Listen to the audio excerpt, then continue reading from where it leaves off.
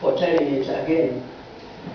But it's a nice little story because it's a story that, let me stand and tell you. Huh? I was just saying, there's a podium over there. I don't know if Oh. is that on? No, just stand here and tell the hummingbird story. See, the hummingbird, I don't know, do you have hummingbirds here? They're in North America. They're in the zoo. Yeah, you only see them in zoo. You only see them in North America. I saw one in North America, and they are beautiful little birds. Anyway, all of you know, you see many other related species, but the real hummingbirds are so small they look almost like a big insect, like a big insect. But the reason why they call it hummingbird is because the wings, it flies so fast that the wings hum, almost like a bee. But I had this story from Japan, in Japan actually. But I adopted it because I thought it was a lovely story. It's a story that tells us that we may be as small birds, but there is something we can do. So the story is that one day there was this big forest fire that raged through the forest.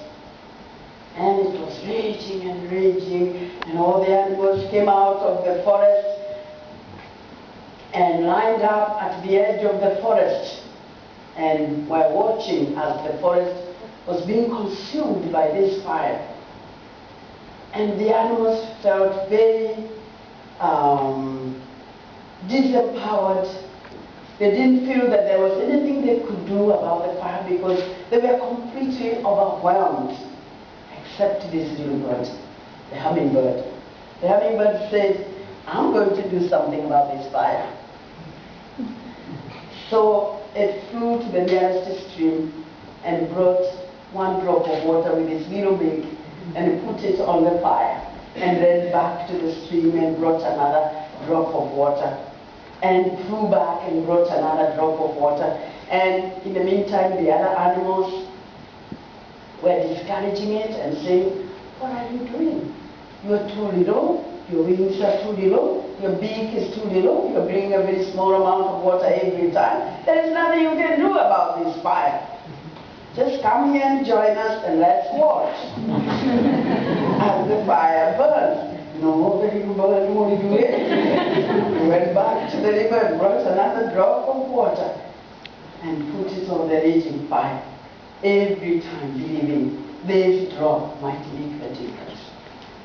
So he kept going and didn't want to listen to what the other birds, the other animals were saying. No, these animals, like the elephants, they have big trunks. They could have gone to the river and brought a lot of water. No, they were very busy discouraging the little bird. The little bird kept going up and down, up and down. And without wasting its time, and as the other animals were discouraging it and saying, what are you doing? Why do you think you can make a difference? The little bird said, you know what? I'm doing the best I can. And in my opinion, that's all we are called to do. The enormity of the problem is great. And sometimes we can feel completely overwhelmed, like we can't do anything about it. But whatever it is, wherever it is, whoever we are, I think it's always good to feel that you are not one of those who are waiting and watching as the forest is consumed. You are the little hummingbird going up and down, doing the best you can. Thank you.